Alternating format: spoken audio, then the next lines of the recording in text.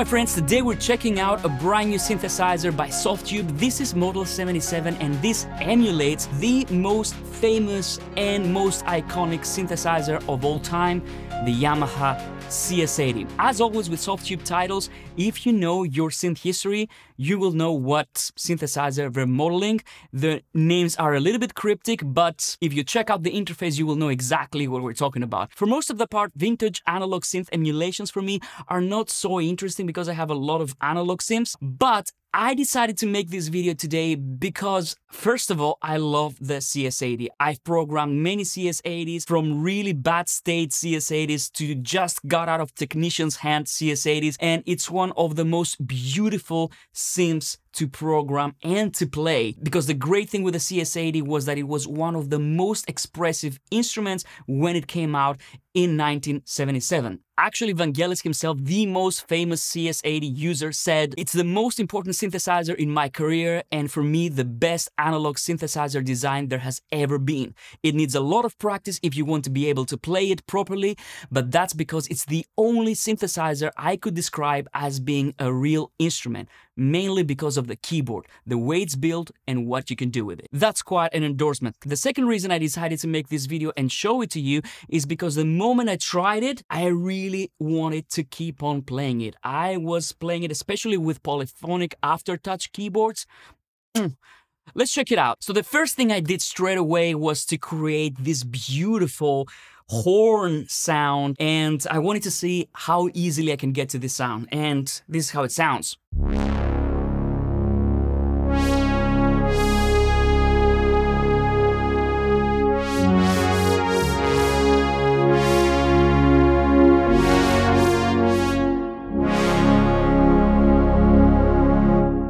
I also went ahead and created this sound.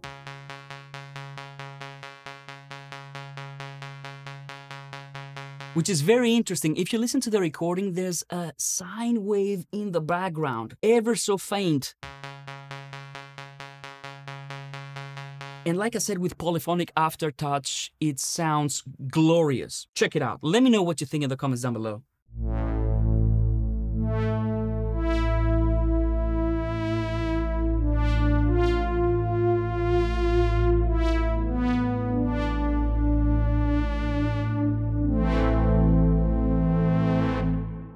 But it can also do these delicate sounds that Sigalas used to use as well.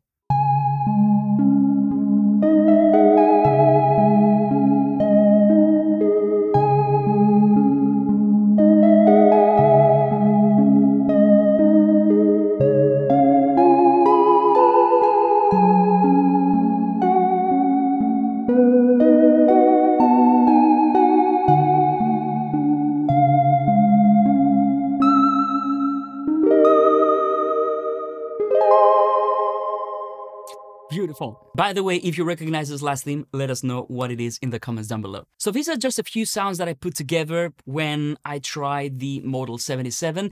And now I'm going to bring up a fresh instance and I'm going to show you how it works, because I find that it's very interesting the way that Softube designed this model of the CS80. The first thing that you will notice when you launch this is that you only see one layer. The CS80, as you know, has two layers, and it's a lot of sliders. If you've ever programmed a real CS80, you know that many people, when they try to program it for the first time, they get lost. 100%, because there's so much going on. But basically, the top layer and the bottom layer are exactly the same, so you have the same parameters, it's just a different sound. And you can mix and blend between these two sounds. So when I tried the Model 77, as somebody that has used actual CS80s many times, I was a little bit lost. It was the other way around, because I couldn't see the two layers, and the layout is designed so that it works great in a plugin form, so that you can use this with your mouse and you won't have to just go like this on your screen to figure out what's going on. It's very nicely laid out. It took me a little bit of time to get used to, but I have to admit, it works. The first thing I'm going to do is I'm going to turn off the reverb so that we can hear how it sounds dry. The first thing that you can do is, of course, use the tone selector like on a real CS80.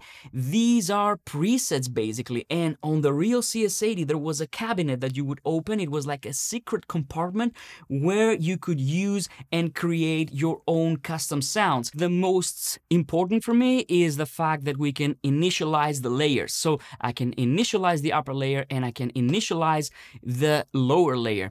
And if you want to see the different layers, you go here. We have a layer selector. So right here, boom, right here, lower. So let's listen how this synth sounds like. And let's blend the two layers together like this.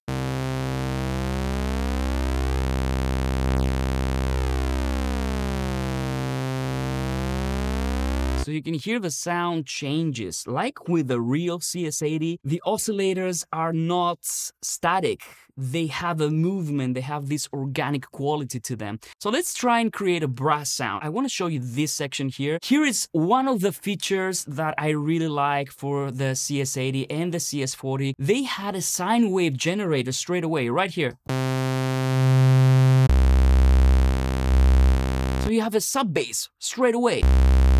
Like the CS80 was designed for the modern era. I don't know why more synths didn't adopt this. It's always a mystery to me. Okay, so let's add a little bit of a slower attack. And something like this, a little bit of release. Great. Now let's listen to the filter.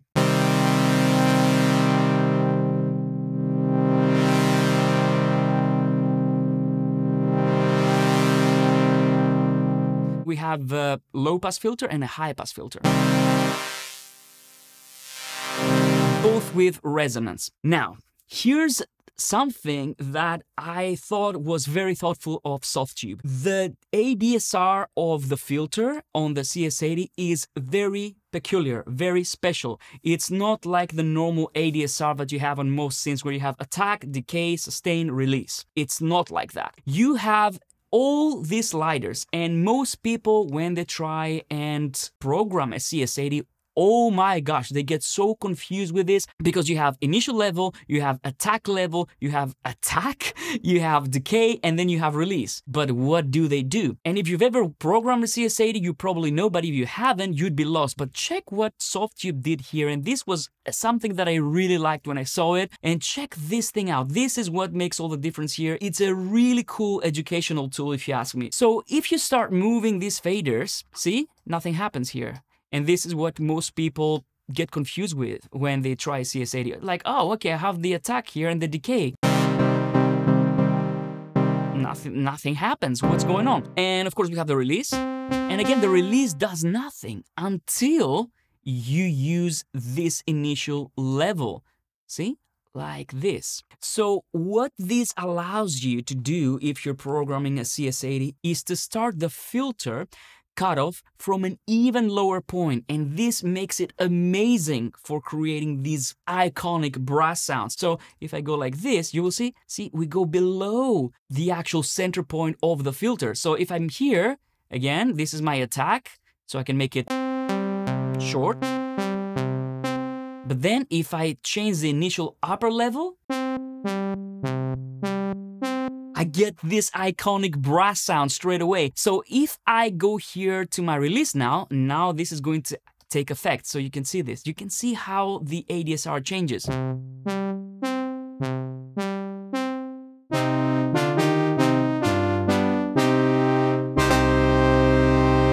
If you ask me, this is brilliant. I know that it's a little bit harder to wrap your head around compared to a normal ADSR, but I think it's more versatile, to be honest with you. So let's add a little bit of resonance.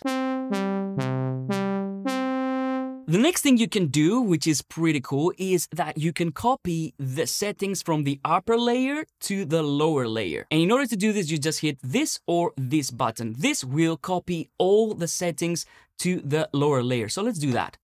So as you can see now, if I switch from upper to lower, I can see the settings, and now we can do what you do on a CS80 and you immediately go to heaven. Mix the two layers together. And then detune them.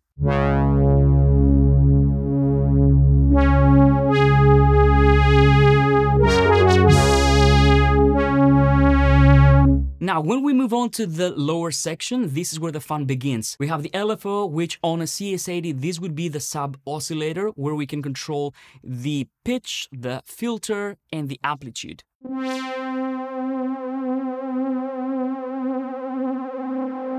And this can go really fast.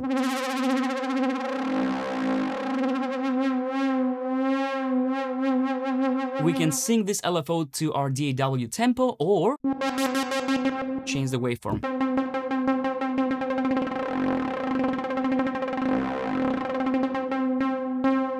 You can actually create some really modern sounds with it. And the VCO is controllable through the mode wheel.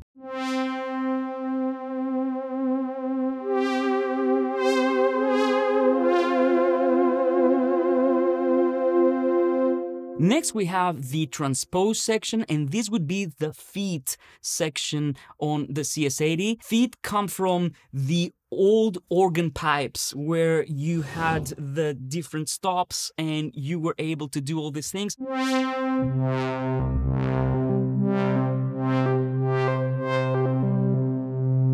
Then we have the filter section, and this is the brilliance and resonance section on the CS80. So this allows you to open and close the filter for both layers while you're performing,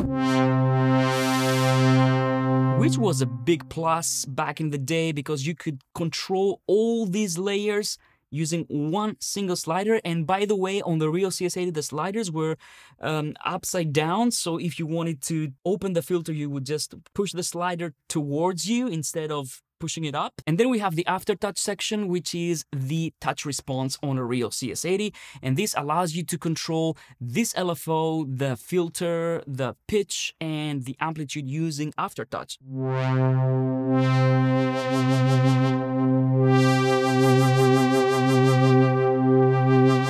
And then we have the famous ring modulator, which sounds incredible. It was the thing that allowed the CS80 to create all these spacey sci-fi sounds like lasers. Let's try it.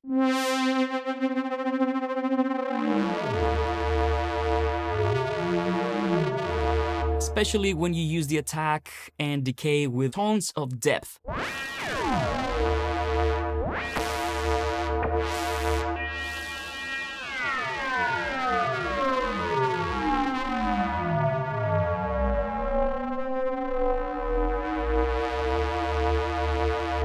And last but not least, added a reverb here. This is how it sounds without. But this reverb sounds so nice.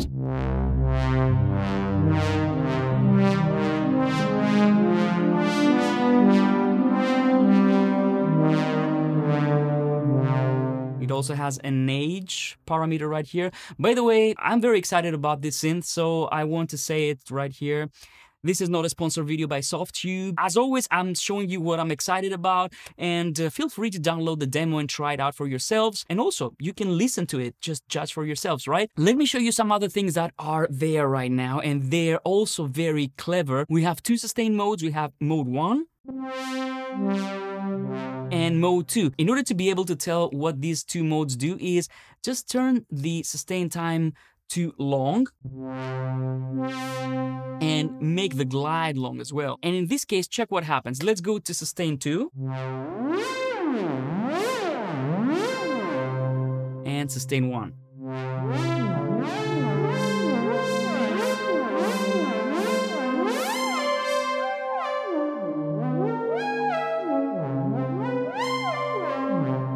So with sustain 1, the way I can describe it is that the glide is happening while you're playing. So you might play several notes in between and the glide is still going. So you can create these randomized pitch effects.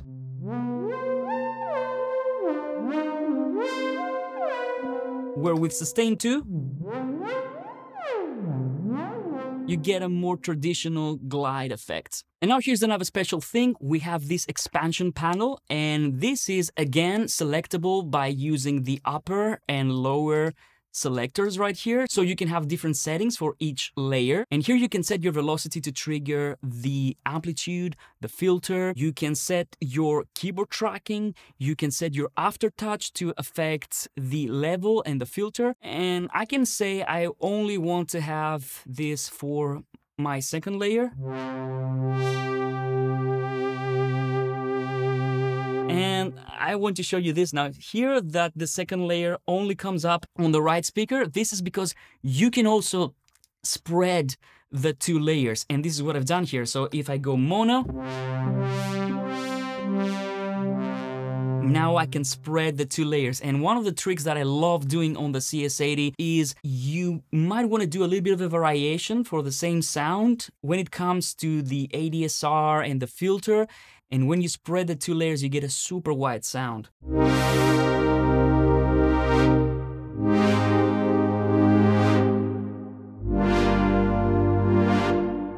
And we also have the pitch bend, and I like setting this to the full range.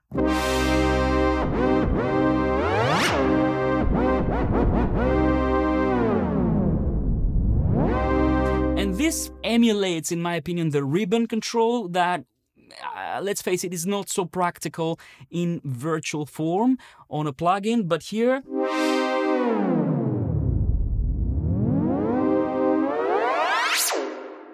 And the last thing I want to show you is the unison mode. If I turn it on, there we go. I can set up the voice count and detune it.